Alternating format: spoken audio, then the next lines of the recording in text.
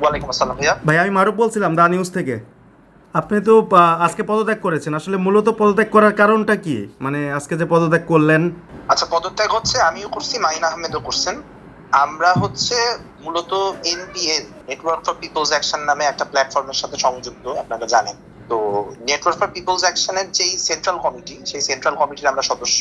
আবার ছাত্র ইউনিয়নের কেন্দ্রীয় কমিটিরও আমরা সদস্য। তো একই সঙ্গে দুইটা সংগঠনের নীতি নির্ধারণী ফোরামে থাকাটা একটা কনফ্লিক্ট অফ ইন্টারেস্ট তৈরি করছে। তো সেই জায়গা থেকে আসলে এনপি এর কাজ ঠিকঠাক মতো করার জন্য এবং যাতে কোনো রকম আহ কি বলবো কনফ্লিক্ট অফ ইন্টারেস্ট তৈরি না হয়, সেটা নিশ্চিত করার জন্য আমরা স্বেচ্ছায় পদত্যাগ। আচ্ছা, আরেকটি বিষয়, গতকালকে তো রাষ্ট্রপতি পদত্যাগ করলেন। এই রাষ্ট্রপতি পদত্যাগটিকে আপনি আসলে কিভাবে দেখছেন?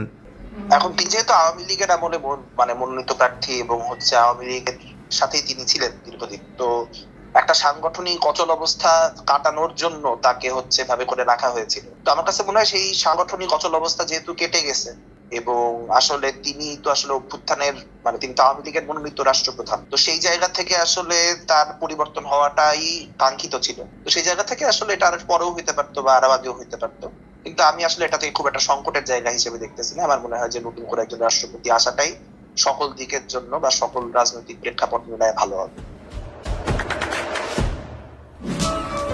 দেশে দেশে সবার সাথে দ্য নিউজ।